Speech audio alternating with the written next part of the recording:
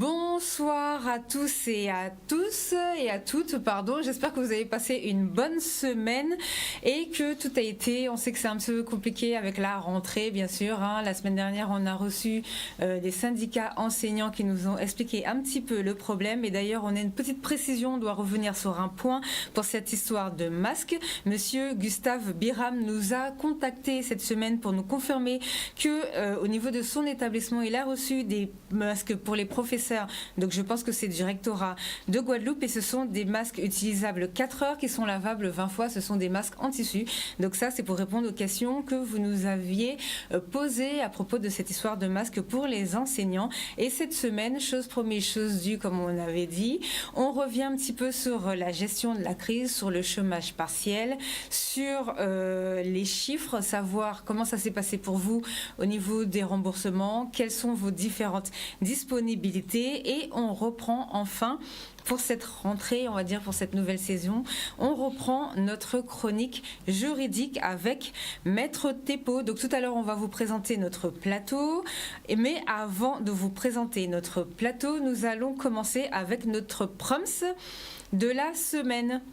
Et cette semaine, comme proms, nous avons choisi de vous présenter, ou de ne pas vous présenter, mais de vous parler de Sébastien Célestine que vous connaissez très bien, puisque c'est le jeune Guadeloupéen qui a repris la gestion de la librairie générale. D'ailleurs, il y en a une qui vient de rouvrir à Basse-Terre, et nous l'avons choisi, parce que comme vous le voyez à l'Élysée, là, sur le cliché qui vient juste de passer, que vous allez revoir tout à l'heure de toutes les façons, nous l'avons choisi car il était sélectionné pour faire partie des entreprises qui ont été invitées à l'Élysée pour la French Touch. Donc si vous connaissez pas encore la French Touch, le gouvernement a sélectionné sur beaucoup d'entreprises, il y en a au moins 300 qui se sont présentées, il y en a 130 qui ont été sélectionnés, il y a eu un écrémage et dans les 130, il y a 2 ultramarins, donc Sébastien Célestine pour nous la Guadeloupe, et il y a eu aussi un Réunionnais. Donc ils ont été invités par l'Élysée et ils sont en ce moment toujours avec Bruno Le Maire et Cédric O, il me semble, pour parler de tout ce qui est innovation, et ils ont surtout ils vont être accompagnés par l'État pour pouvoir faire partie des nouvelles entreprises qu'on appelle les start-up, pour faire un petit peu comme les sociétés américaines aux États-Unis. Ça veut dire que là, ça va être un petit peu les joyaux de l'économie française. Donc Sébastien Célestine qui sera en plateau avec nous au mois d'octobre quand il va revenir, et il aura beaucoup de choses à vous dire. Donc effectivement, c'est un jeune Guadeloupéen qui est très bien au niveau de la culture guadeloupéenne. Ils ont développé pas mal de choses au niveau du réseau, donc c'est un très bon exemple à suivre. Et c'est en parlant de Sébastien Célestine que nous allons introduire cette émission avec la phrase de notre Tony Jazz. Comme vous le savez, c'est le Guadeloupéen qui a participé à la campagne électorale de Barack Obama. Donc ne jamais abandonner. Aujourd'hui c'est dur, demain sera pire, mais le surlendemain sera ensoleillé. Et c'est avec cette phrase que nous allons vous présenter nos invités. Et effectivement, en ce moment c'est dur, demain ça ira mieux. Et avec nos intervenants, on espère que le futur de la Guadeloupe sera ensoleillé. Donc sur le plateau, nous recevons Monsieur Ludovic de Gaillande, qui est directeur adjoint de la direction des entreprises, de la concurrence, de la consommation, du travail et de l'emploi de la Guadeloupe, ce que nous appelons plus communément la DIEC de Guadeloupe. Donc il va vous parler tout à l'heure des différents dispositifs, il va revenir sur pas mal d'interrogations que vous avez, des questions que vous nous avez posées, et pour lui est venu spécialement, puisqu'il était déjà là il y a une quinzaine de jours pour faire un point, Monsieur David Arnoux, qui est toujours, bien sûr, de la CCI et qui vient aujourd'hui pour nous éclairer sur tout ce qui est vraiment les différents dispositifs. Comme vous le savez, c'est la CCI qui a été sélectionnée par le gouvernement. Donc, les CCI de France ont été choisis pour pouvoir aider les entreprises à gérer la crise. Et bien évidemment, on ne la présente plus, mais on est contente de la revoir. C'est notre avocate, Maître Aurélie Thépo, qui est de retour après, on va dire, une longue période de vacances forcées. Le confinement. Confinement. Alors, comment ça va ? Ça va. Le retour sur Canal 10 se passe bien ? Écoutez, a priori, plutôt pas mal. Bon, très bien. Et aujourd'hui, alors, c'est quoi votre chronique ? Vous allez nous parler de quoi ? Du coup, je me suis mis dans le thème de la crise et des conséquences économiques, et notamment ce qui avait pu être fait pour aider les entreprises ou des mesures qui avaient pu être prises par rapport au droit du travail pour adapter justement les mesures à ce que nous faisons face, quoi. D'accord, bon bah très bien, on va parler de tout ça tout à l'heure. Alors aujourd'hui, on va ouvrir la ligne, mais vraiment en fin d'émission, pour vraiment, si vous voulez poser 2-3 questions, donc prenez vos stylos maintenant, écoutez bien ce que vont dire nos intervenants. On ne va pas ouvrir avant pour ne pas les couper parce qu'il y a beaucoup de choses à dire. Et tout de suite, on va rejoindre Monsieur Ludovic de Gaillande. Bonsoir. Bonsoir aux auditeurs et auditrices. Alors merci d'être avec nous ce soir pour régler tout ça, pour nous apporter un petit éclairage. Alors est-ce que vous pouvez nous faire un point déjà sur le chômage partiel dans notre département, s'il vous plaît? Alors tout d'abord un point purement statistique, ça permet de un peu resituer la situation telle qu'elle a été dans le plus fort de la crise et aujourd'hui. Pour la Guadeloupe, pour ne parler que de la Guadeloupe sans les îles du Nord, nous avons eu jusqu'à 9500 entreprises qui ont bénéficié d'une autorisation d'activité partielle pour environ 54 000 salariés, donc ce qui est conséquent. Vous pouvez aussi nous parler des îles du Nord, si vous avez les chiffres. Alors, j'ai pu repris les chiffres, j'ai pas en tête les éléments avec moi sur les chiffres des îles du Nord, mais si on fait la globalité, on est à plus de 11 000 entreprises qui ont bénéficié de l'activité partielle. Aujourd'hui, sur la Guadeloupe, on est passé à un peu plus de 1600 entreprises qui sont aujourd'hui autorisées. Donc on voit que ça représente à peu près 15% des entreprises, de l'ensemble des entreprises guadeloupéennes qui en ont bénéficié. Donc si on regarde ce chiffre sans prendre le temps de l'analyser dans le détail, on se dit formidable, il y a 85% d'entreprises qui ont repris leur activité et donc qui arrivent à donner du travail à l'ensemble de leurs salariés. Et quand on rentre dans le détail alors ? Là c'est plus compliqué et ça nécessite un travail d'analyse plus fouillé. Mais une chose est sûre, c'est qu'il y a quand même 85% d'entreprises qui ne nous demandent plus d'activité partielle.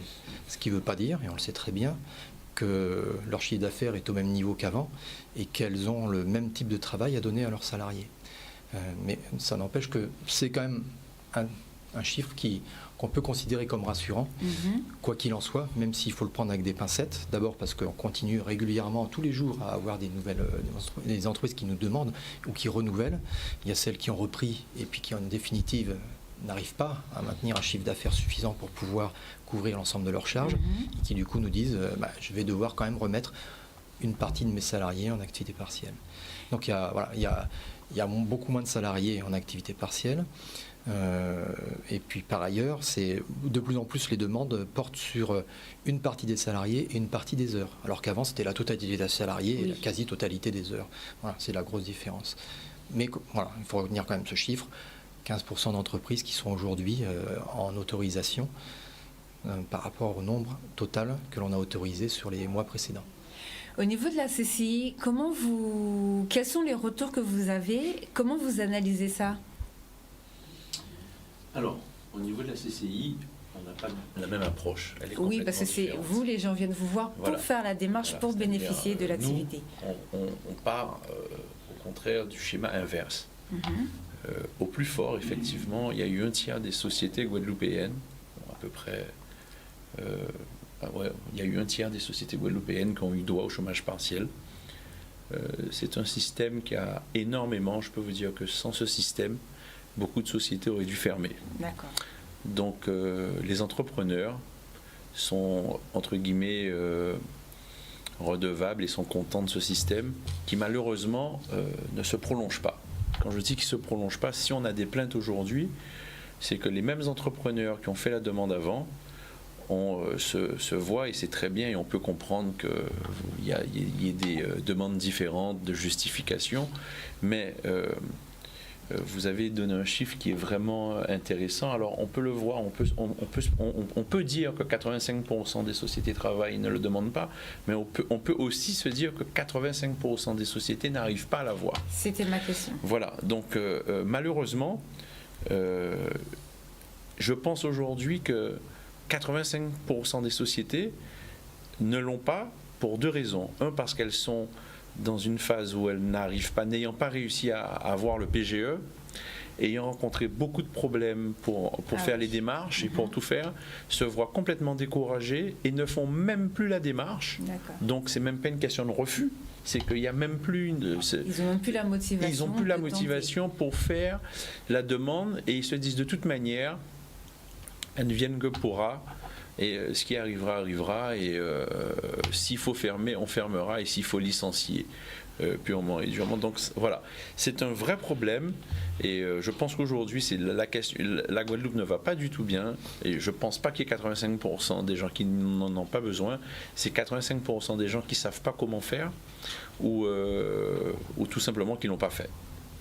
Voilà, mais on ne peut pas penser, et il est impensable, dans un monde dirigé, un monde économique dirigé sur le tourisme, comme nous vivons en Guadeloupe depuis heureusement quelques décennies, on ne peut pas imaginer que sans avion, sans touristes, sans bateau, que les gens puissent reprendre leur activité et que tout fonctionne comme il faut. C'est impensable, et donc obligatoirement, il y a des aménagements. Alors effectivement, on a tous réouvert au mois de mai. Et bien sûr, la première, quand vous êtes un entrepreneur, vous avez envie d'ouvrir et espérer qu'il y aura de la clientèle. Malheureusement, ça ne se passe pas comme ça. Pour les restaurateurs, pour les gens qui sont dans le tourisme, ils n'ont pas de clients, ou alors vous allez avoir des clients un jour, le lendemain. Enfin, c'est complètement irrégulier et je pense que ça va être très compliqué. Voilà. Est-ce que vous alliez dire quelque chose? Allez-y. Oui, c'est important de... Je ne sais pas si j'ai le temps d'expliquer tout ce que moi j'interprète dans ces chiffres, dans l'analyse si c'est actuelle. Pas trop technique, allez-y. C'est pas que c'est technique, c'est que c'est complexe.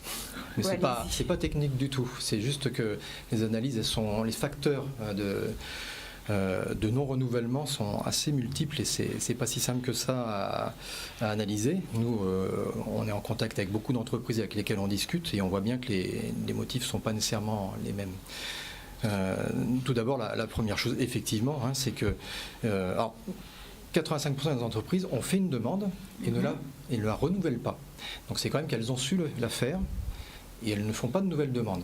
Sur 16 000 entreprises sur 1600 entreprises qui en bénéficient aujourd'hui, il faut voir qu'on a un stock d'entreprises pour lesquelles on a posé des questions, donc invalidé la première demande, qui est de 250 aujourd'hui. Parce qu'on a eu 50 entreprises de plus qui n'ont pas encore été traitées dans la journée, puisqu'on a 72 heures pour le faire. Donc c'est pas excessif. On aurait le même nombre, c'est-à-dire 1000 entreprises, 2000 ou je ne sais pas combien, qui seraient en attente d'accord. Là, on pourrait se dire, le système se grippe, ça ne va pas, les exigences sont devenues trop importantes, donc j'y reviendrai après sur tout ça, mais ce n'est pas le cas. On a en proportion assez peu d'entreprises auxquelles on a demandé des éléments supplémentaires. Donc ça, c'est la première chose. Donc 85% d'entreprises ne nous ont pas fait de demande, et non pas ont des difficultés à nous faire la demande, ou ont eu des refus, ou ont eu des questions. Ne nous ont pas fait du tout de demande. Voilà, donc ça, c'est important. On a très très peu de refus. Plus de 11 000 entreprises bénéficiaires, c'est en dizaines qu'on compte les refus. En pourcentage, c'est rien du tout. En pourcentage, c'est rien du tout. Donc la question n'est pas là. Après, bien évidemment que la difficulté de faire une demande d'activité partielle, c'est pas simplement que on n'a pas assez de travail à donner aux salariés, il y a le chiffre d'affaires n'est pas là, donc on fait l'activité partielle, ça ne marche pas comme ça. Le salarié, qui est des clients ou pas de clients, c'est pareil dans un commerce de vêtements, il faut qu'il soit là. Donc le chef d'entreprise ne fait pas de demande, alors que le chiffre d'affaires ne rentre pas.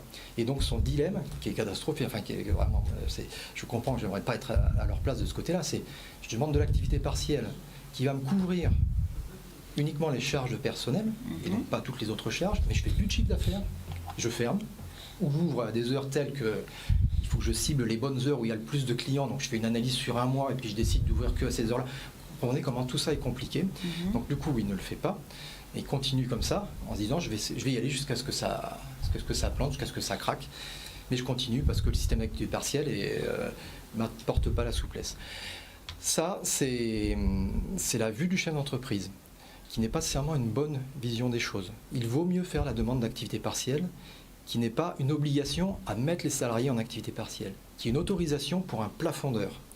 Donc une entreprise qui est vraiment en grande difficulté, qui a repris, qui s'est dit, fini l'activité partielle, j'ai repris, et puis qu'au bout d'un mois n'y arrive pas, n'a pas assez de clients, n'a pas assez de chiffre d'affaires pour couvrir ses charges, elle nous refait une demande. Il faut qu'elle nous fasse une demande. Peut-être qu'elle ne fera pas appel à toute cette activité partielle. Elle aura de la chance qu'en fin de compte, le salarié, il est là X heures par jour, et elle gérera sa demande d'indemnisation a posteriori en fonction de ce qui s'est passé dans l'entreprise. Encore une fois, ce n'est pas pour toutes les entreprises que c'est valable ça. Une entreprise ne peut pas se dire aujourd'hui tu ne seras pas là à telle heure et je sais que les clients ils vont venir à telle autre heure. Ça ne marche pas comme ça, malheureusement ce serait bien. Il y a des tendances, on gère ces tendances et puis on voit si on peut. Mais la souplesse de l'activité partielle, c'est ça, c'est qu'on fait une demande qui est un plafond et après on peut très bien, on a eu 300 heures et on ne va en utiliser que 10 dans le mois et il n'y a aucun problème pour ça puisqu'on le déclare une fois que c'est fait, puisqu'on le déclare à minima le premier jour du mois suivant. Donc là, ça c'est la souplesse de l'activité partielle que certains chefs d'entreprise n'utilisent pas nécessairement, mais je comprends que ce soit très compliqué. Hein.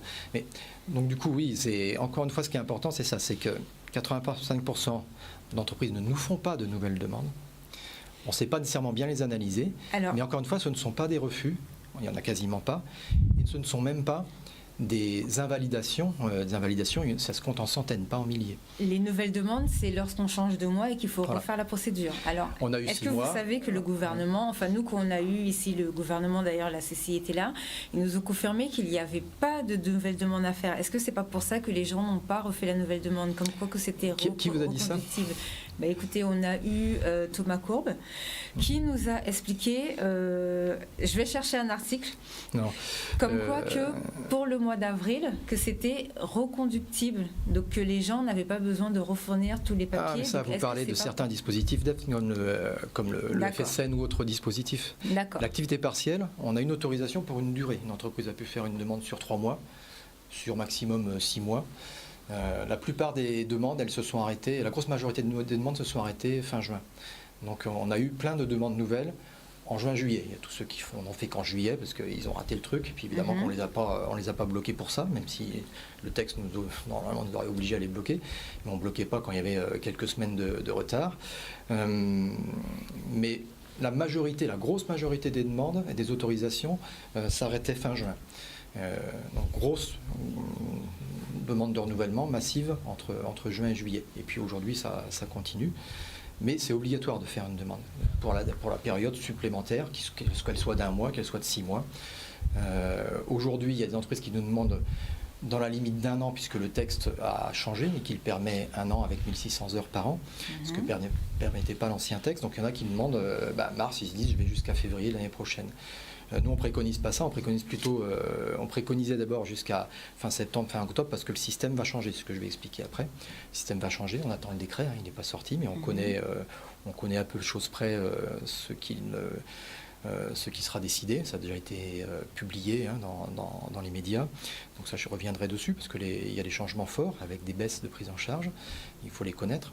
Donc nous, on préconisait d'aller jusqu'à la date à laquelle ça allait changer. On nous avait dit fin septembre, en définitive, c'est fin octobre.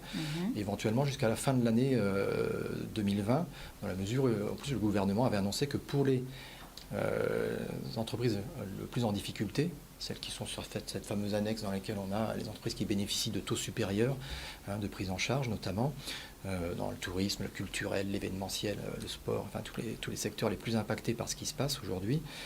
On avait la possibilité effectivement d'aller jusqu'à la fin de l'année sans changement.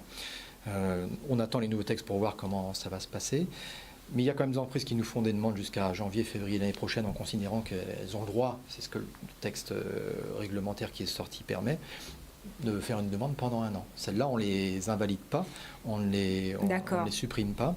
Et donc, vous voyez, on a tous les cas de figure. Celle qui dit, moi, c'est pendant 1 mois que je fais ma demande et je verrai après. Celle qui disent, et c'est la majorité, je fais une demande pour 6 mois de plus. D'accord. Donc là, je viens de tomber sur un article et je vous confirme, c'est bien marqué, les formulaires de déclaration des heures de chômage partiel sur avril sont en ligne et il y a marqué le dispositif exceptionnel permettant aux employés des particuliers employeurs de percevoir le chômage partiel dans le cas d'un a été reconduit pour la durée du mois d'avril sur le même principe que sur le mois de mars.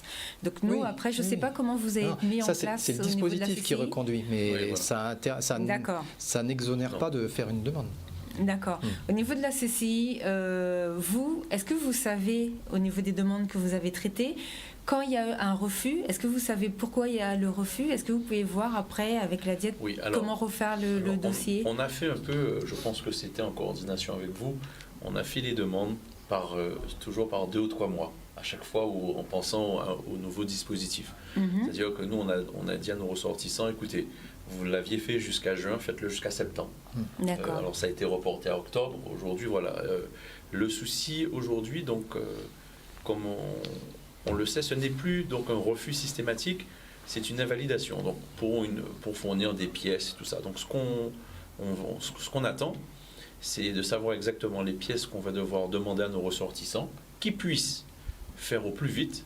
Et après, d'ici on va dire un petit mois, on va savoir, parce que pour beaucoup, effectivement, ce n'est plus des demandes totales de chômage partiel.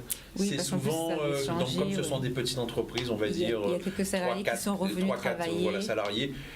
Pour la plupart, ils en gardent 3. Et il y en a 1 ou 2 au chômage partiel seulement. Donc, et c'est où c'est plus handicapant, parce qu'ils se sentent punis, ils se disent, écoutez, on a fait l'effort de faire revenir, on n'est pas resté seul. Et aujourd'hui, alors qu'on n'a pas demandé la totalité, on se voit un refus catégorique. Donc, écoutez, moi je pense que c'est important, effectivement, on ne peut pas donner un blanc-seing à chaque fois. On va mettre en place, avec la DIEC, un cahier des charges, si vous voulez, pour qu'on puisse savoir exactement ce que vous demandez, afin que ça soit respecté, que les dossiers soient en état pour être traités le plus rapidement possible.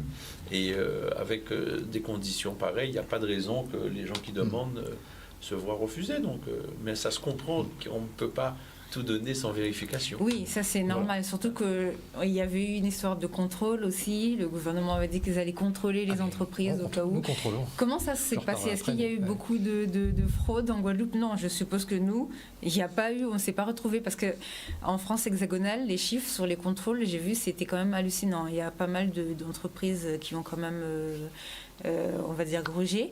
Nous, en Guadeloupe, on a plus des entreprises en difficulté. Alors, il y a de la fraude en Guadeloupe aussi.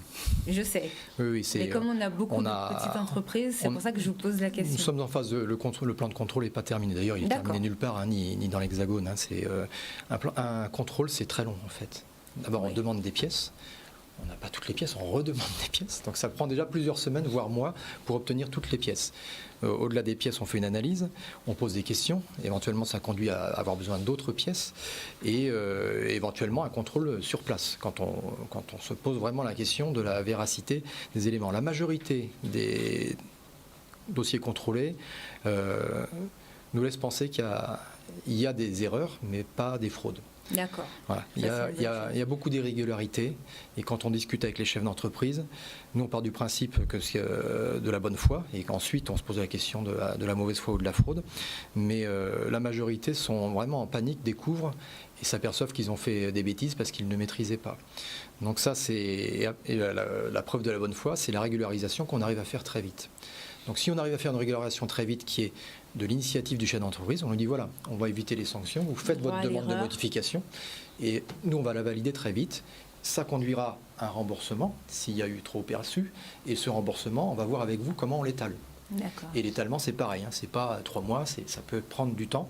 En fonction de la situation de l'entreprise, on va pouvoir étaler de manière, je pense, tout à fait pertinente et satisfaisante pour l'entreprise les modalités de remboursement quand elle a eu un trop perçu. Après, oui, il y a des fraudes. Quand une entreprise touche de l'activité partielle et que le salarié ne la touche pas, c'est difficilement une erreur. Bon, d'accord. Et ça, on a des cas comme ça. Et puis après, il y a des cas où les entreprises ne nous répondent pas. Malheureusement, là, il n'y a plus de bénéfice du doute ou de la bonne foi quand on ne nous envoie pas les pièces. C'est autre chose. Le plan de contrôle, c'est un point, on est dessus. Il y a plusieurs centaines d'entreprises qui sont contrôlées, on continue. Dès qu'on a des signalements, on fait le nécessaire. On travaille soit en interne à la DIECT avec mes collègues inspecteurs du travail, soit en externe si effectivement il y a des sujets qui sont un petit peu lourds, avec d'autres structures de manière à valider une série d'informations. Mais pour moi, c'est pas le plus gros sujet, et pas là quand même. Il existe, il est important. Les modalités, on a quand même, on en a 85 millions de payés, de verser aux entreprises, c'est conséquent. Et c'est quand même normal aussi de contrôle. Ça se vérifie, c'est notre argent à tous. Exactement. Et donc c'est normal qu'on en fasse le bon usage. et qu'on sanctionne les fraudeurs. Et oui, il y en a. C'est un petit peu difficile de faire des comparaisons, des proportions, des pourcentages. C'est pas très très intéressant par ailleurs. Non, l'important aujourd'hui, c'est ce que M. Arnaud a dit, l'important c'est que très vite, les entreprises qui en ont besoin puissent en bénéficier. Donc, quelles sont les modalités là? Parce qu'au début, c'était 86%, il me semble. 84%. Ensuite, ça a diminué. Donc, quelles sont les modalités? Est-ce que ça continue? Comment ça se passe?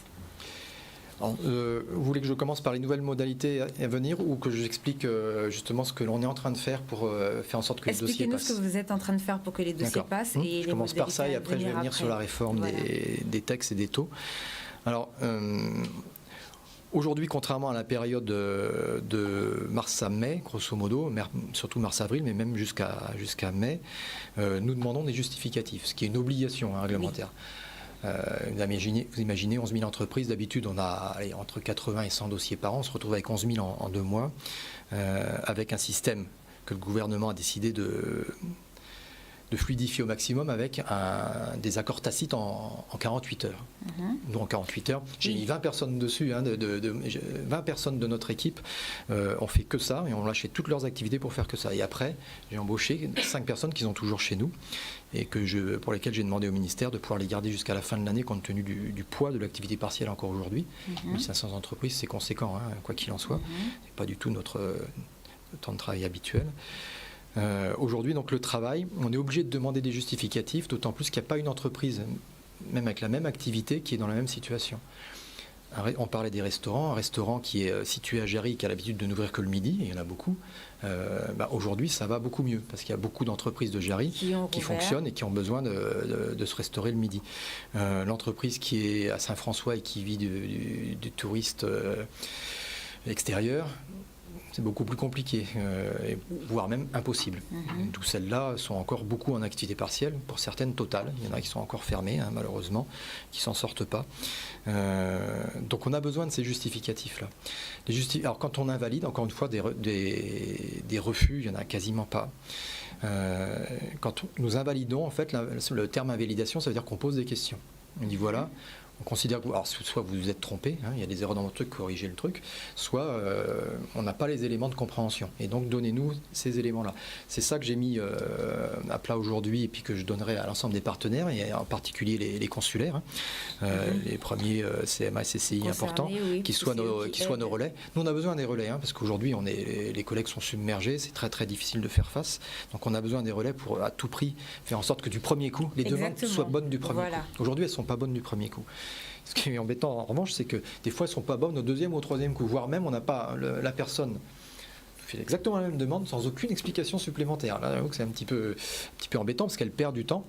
Nous, on appuie sur le truc en envoyant la même question, donc ça ne fait pas perdre énormément de temps, mais quand même. Mais l'entreprise, elle, ça lui fait perdre plusieurs jours. On pose une question, il faut répondre à la question.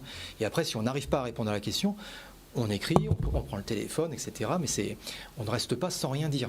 Si on pose la question, c'est qu'on a la légitimité à le faire et qu'on a besoin de ces éléments d'information.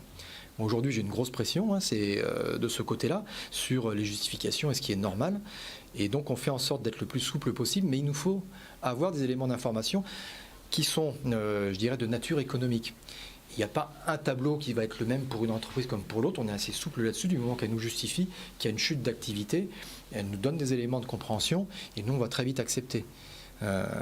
Mais il y a des entreprises qui continuent à nous écrire, par exemple, je suis une entreprise dans le secteur d'activité fermée par l'arrêté du temps.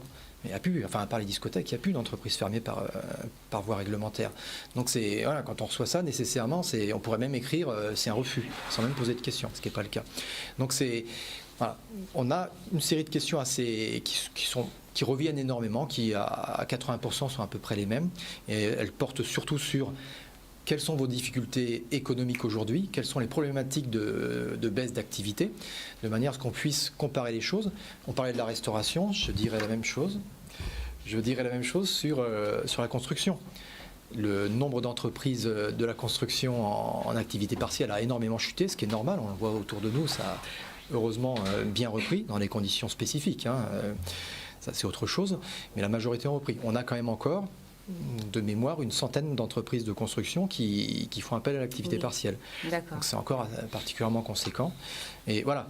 Donc à chaque fois, on pose des questions sur mais qu'est-ce qui fait que vous n'arrivez pas à reprendre?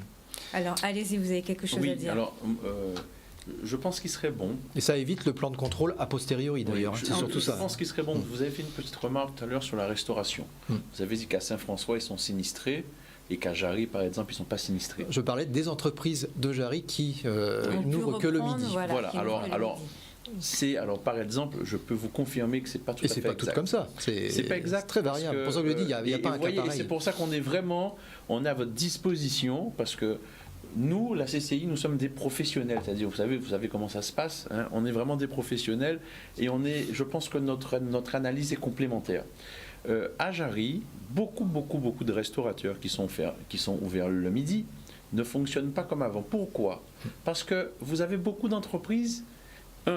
Les employés, ils ont peur, donc ils vont plus dans les restaurants le midi. Oui, ça c'est vrai. Ou alors, il y a eu un aménagement du temps de travail.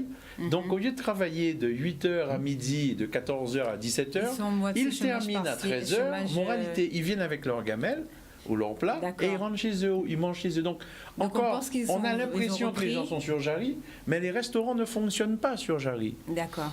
Comme avant. Même j'ai des pizzerias sur Jarry qui fonctionnaient formidablement bien le soir aussi, vous savez. Mais ils ont continué pendant le Covid. Il y en a qui ont eu cette chance de pouvoir rester ouverts. Quand il n'y avait pas ils ont fonctionné un peu. Mais actuellement, ils me disent même leur livraison le soir, qui était leur cœur de métier, a en partie chuté. Vous voyez, donc il y a vraiment, comme vous dites, il y a vraiment aucun cas se ressemble. Mais la restauration sur Jarry, qu'on ne se méprenne pas, il y a vraiment un problème. Les gens, l'aménagement, la nouvelle manière de vivre, entre guillemets, fait que les gens ne vont plus au restaurant comme avant. C'est bien d'accord. C'est bien ce que j'ai voulu dire en disant il n'y a pas une entreprise pareille. Ah oui, tout à fait. J'ai dit une entreprise de Jarry qui travaille le midi, elle pourra avoir. C'est pas le cas de tout le monde. Moi, je vois bien ceux dans lesquels je vais. Je discute avec les restaurateurs, c'est pas compliqué, et je vois ce qu'ils me répondent. Et puis je constate la salle qui est pas pleine et j'ai même pas à attendre. Donc évidemment que ça a changé. Là-dessus, il y a aucune ambiguïté. En revanche, ces entreprises-là ne nous font pas de demande d'activité partielle, même si le chiffre d'affaires a chuté. Et ce que j'espère, c'est qu'ils arriveront à être rentables malgré tout ça. Ça, c'est autre chose. Et je pense que l'activité partielle sera pas une solution pour elles, malheureusement. Parce que l'activité partielle, c'est pas de la trésorerie, c'est pas de la perte d'exploitation qu'on compense. C'est juste le travail qu'on ne peut pas offrir à son salarié. C'est ça l'activité partielle. Je ne peux pas donner de travail à mon salarié. Ces entreprises peuvent le donner et elles doivent le donner parce qu'il n'y a pas que les charges de personnel qui pèsent sur elles. Donc il faut qu'elles continuent. Malheureusement, dans des situations où le chiffre d'affaires n'est plus le même pour la grosse majorité. Et c'est pour ça que je donnais volontairement un exemple extrême qui est moi je marche vachement bien, il y en a qui marchent très bien. Et puis moi j'ai plus de clients parce que je suis dans la zone touristique avec une offre de service restaurant de haut de gamme, et c'est pas le quotidien des habitants qui viennent me voir. Donc résultat, mis à part le week-end, je chute et je sais plus m'en sortir. Et donc je préfère fermer parce que sinon chaque mois je perds un fric fou et ma boîte elle est morte dans 6 mois. Donc ça on a bien conscience. Encore une fois, c'est pour ça que je dis bien, il n'y a pas un cas pareil. Pour nous, c'est très difficile d'analyser. On ne veut pas passer dans un système où on contrôle a posteriori et on demande du remboursement. Il n'y a rien de pire que de demander du remboursement. Vous mieux refuser. Encore une fois, il y a très peu de refus. Ou vaut mieux être prudent sur les autorisations plutôt que de faire des remboursements dans 6 mois, parce que alors là, c'est pour une entreprise lui dire non, on s'est trompé ou on n'a pas vu. C'est ce qu'on vit actuellement avec notre plan de contrôle, puisque encore une fois, on avait plus de la moitié des entreprises qui sont passées en tacite. C'est très très compliqué à gérer. Donc ça, on ne veut pas faire ça. Encore une fois, on écrit systématiquement le motif de l'invalidation, qui est une question auquel il faut répondre le mieux possible, et surtout nous appeler s'il y a une difficulté pour y répondre. Nous, il faut qu'on le sache. C'est important. Donc ça, et de ce côté-là, c'est pour ça qu'on va travailler avec les consulaires cette semaine. J'ai aussi un entretien avec l'ordre des experts comptables. Enfin, voilà, nous, on a besoin de tous ces relais d'accompagnement des entreprises de manière à garantir la demande du premier coup. Et là, aujourd'hui, on a une bonne partie quand même où ça marche, mais quand je vous dis il y en a 250 dans le flux pour lesquels on attend des réponses, c'est que toutes celles-là, elles n'ont pas su faire la demande du premier coup. Alors, parlez-nous des modalités pour ce mois-ci et pour à venir, et après, c'est la chronique de Maître Thébault. D'accord. Donc l'activité partielle, effectivement, jusqu'au 30 octobre, comment ça fonctionne? J'ai pris mes notes, comme ça je ne vous dirai pas de bêtises, parce que c'est pas si simple que ça à comprendre. À chaque fois on parle de pourcentage, c'est jamais la même chose. Ouais. En fonction de on parle du pourcentage de l'allocation versée par l'État à l'entreprise ou du pourcentage de l'indemnisation versée par l'entreprise aux salariés. Et on fait des mélanges et on ne sait plus trop bien où on en est. C'est pour ça que j'ai bien distingué l'allocation de l'État UNEDIC, parce que c'est pas que l'État qui paye tout ça, de l'État UNEDIC à l'entreprise. Aujourd'hui, pour les entreprises au sens général, c'est un taux de prise en charge à 60% de la rémunération brute, soit 85,7% pris en charge de ce que doit payer l'entreprise aux salariés. 85,7%. Donc depuis le mois de juin, on est passé de 100% à 85,7% de financement par le système d'activité partielle. Pour les secteurs qu'on appelle protégés, renforcés parce qu'ils ont des difficultés, ceux que j'évoquais tout à l'heure, je ne vais pas tous les passer en revue, on va dire tous ceux qui relèvent du tourisme, de l'événementiel, de la culture, etc. On est toujours à 100% de prise en charge pour donc une indemnisation due aux salariés de 70% de sa rémunération brute. Donc ça, c'est le système qui existe aujourd'hui, avec un plancher à 8,03 €. Et on va jusqu'à, ces pourcentages, c'est jusqu'à 4,5 SMIC. Donc c'est conséquent, mais ça s'arrête à 4,5 SMIC. Au-delà, l'indemnisation est due, mais c'est à la charge du chef d'entreprise. Ça, c'est jusqu'au 30 octobre, garanti. Après, à partir du 1er novembre, nous attendons le décret qui va modifier ces règles. Ce qui est annoncé aujourd'hui dans les médias, ce que je vous lis, je ne trahis aucune confidentialité au niveau de mon ministère. Allez-y.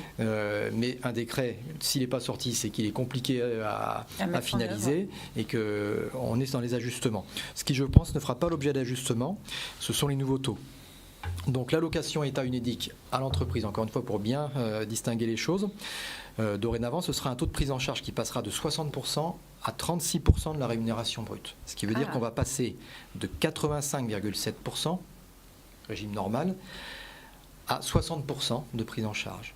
Donc le reste à payer par l'entreprise passera de 15%, arrondi, à 40%. Sur une indemnisation du salarié qui, elle, passe de 70% à 60%. Alors, le 70% en net, parce que le salarié, ce qui l'intéresse, c'est son net, ça fait, aujourd'hui, ça fait 84%. On arrondit aussi, puisque c'est en fonction des quelques cotisations qui restent, puisqu'il y a des exonérations de la plupart des charges sociales, mais il reste quelques cotisations. Compte tenu des exonérations, 70% du brut, ça représente 84% du net pour le salarié. On va passer à 60%. 60%, ça va représenter à peu près 71% du net pour le salarié. Donc une perte de pouvoir d'achat dans le nouveau système. Par ailleurs, pour le chef d'entreprise, une prise en charge qui passe de 85,7% à 60%. Et ça pour tous les secteurs. J'attends de savoir, ce que nous attendons de savoir, c'est pour les secteurs renforcés, comment ça va se passer. Moi, je ne connais pas l'atterrissage de ce décret. Le gouvernement a annoncé que pour les secteurs renforcés, l'activité partielle continuerait jusqu'à la fin de l'année, mais sans donner les clés d'interprétation de cette formule. Donc je me garderai bien de dire quoi que ce soit pour l'instant. On va attendre que ce décret sorte, fin septembre, en octobre, je ne peux pas vous dire, plutôt octobre, je pense. Mais voilà, le gros changement, c'est celui-là. Je continue juste sur un autre dispositif qui s'appelle activité partielle de longue durée. Allez-y. Ça, c'est un autre dispositif qui est aussi très important. Pour les entreprises qui savent qu'elles ne vont pas pouvoir reprendre leur activité normale pendant une longue durée, plus de 6 mois, voire plusieurs années, et malheureusement je pense au tourisme, en tout cas à l'hôtellerie, c'est elle qui va être l'une des plus touchées par cette situation.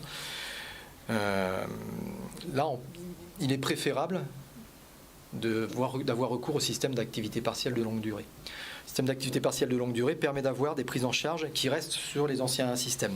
En l'occurrence, 60% du salaire brut, soit 85,7% de l'indemnité versée aux salariés, pour les accords qui sont passés avant le 1er octobre. Pour les accords qui seront passés après le 1er octobre, ce sera une prise en charge à 56% au lieu de 60%, soit 80% de l'indemnité versée aux salariés. Donc un reste à payer pour l'entreprise de 20%. Quand, comme je vous l'ai bien expliqué, activité partielle, c'est 40% de reste à charge pour l'entreprise. avec une indemnisation du salarié qui passera de 60 à 70%. Donc il restera comme ça l'est aujourd'hui. Donc là, le système d'activité partielle de longue durée est très favorable de ce côté-là. Évidemment, la contrepartie de ça, c'est qu'on prend des engagements. On prend des engagements sur le maintien de l'emploi et sur la formation des salariés. Et deuxièmement, il faut passer à un accord d'entreprise. Soit il y a un accord collectif qui est passé au niveau d'une branche. À ma connaissance, je n'ai pas suivi les derniers événements la semaine dernière, parce une fois que c'est passé, il faut que ce soit signé. Il n'y en avait qu'un qui était signé, c'était l'UIMM, dans la métallurgie. C'est le seul qui était passé au niveau national, qui permet à une entreprise qui en dépend de l'appliquer et de prendre un document unilatéral, qui n'oblige pas à faire un accord au sein de l'entreprise. Pour tous les autres, c'est un accord d'entreprise, donc de la négociation, du dialogue social dans l'entreprise pour aboutir à déterminer les modalités de mise en œuvre de cette activité partielle. D'accord. Bon, merci. Je pense qu'il faudra vous faire revenir peut-être le mois prochain pour faire un point. Ah, quand il y aura le texte rassorti, oui, parce qu'il y aura peut-être eu des changements. Des changements. Bon, allez-y.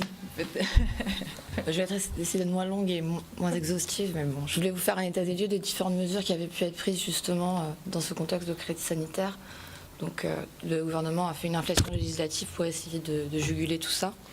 Et il a pris différentes mesures qui étaient à destination des entreprises ou du droit du travail.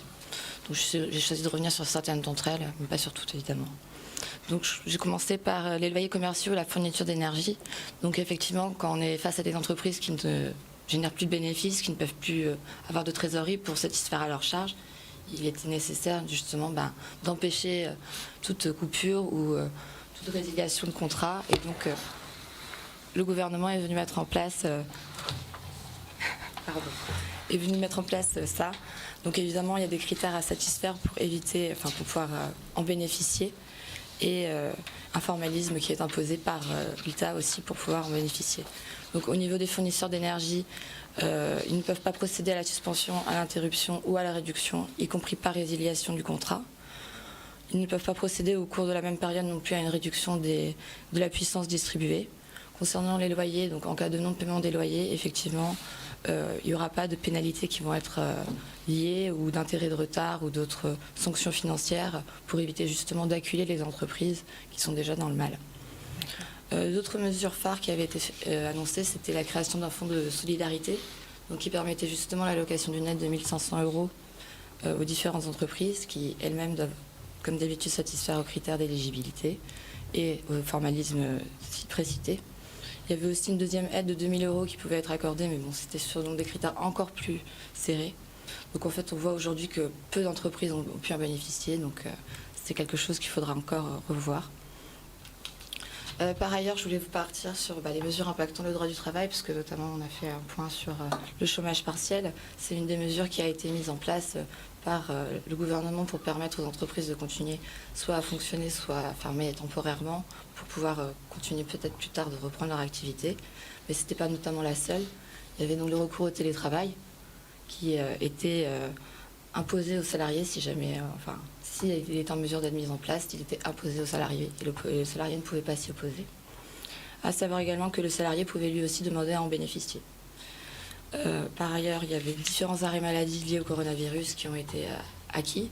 Donc quand le salarié est malade ou en quarantaine, ou alors quand il est seul à pouvoir garder des enfants de moins de 16 ans, malades ou en quarantaine également.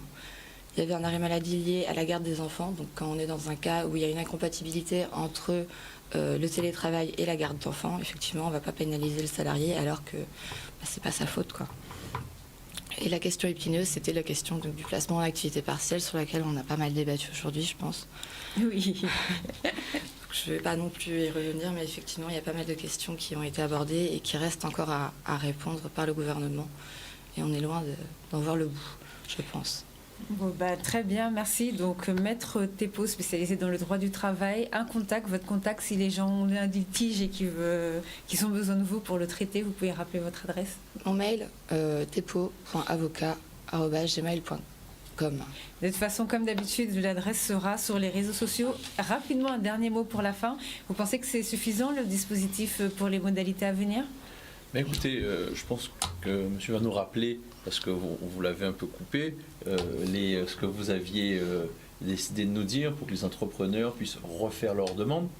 Voilà, et je pense que c'est le plus important aujourd'hui, c'est de savoir quoi répondre quand on fait sa demande. Et je pense que si on arrive à vous fournir des dossiers bien montés, mais ça sera plus facile parce qu'on a un avenir qui malheureusement change tous les jours. Et la CCI, on est là pour aider les entrepreneurs, mais aussi pour faire le lien avec, avec la DIECT et tout ça. Voilà. Donc je laisse la parole à notre cher directeur de la DIECT pour nous éclairer. Bon, il reviendra un autre jour parce que là, on est déjà en retard sur l'heure. Bien sûr, ça passe très très vite. On doit rendre l'antenne. Donc, bonne semaine à tous. On espère que ça vous aura servi. De toutes les façons, les liens seront sur les réseaux sociaux.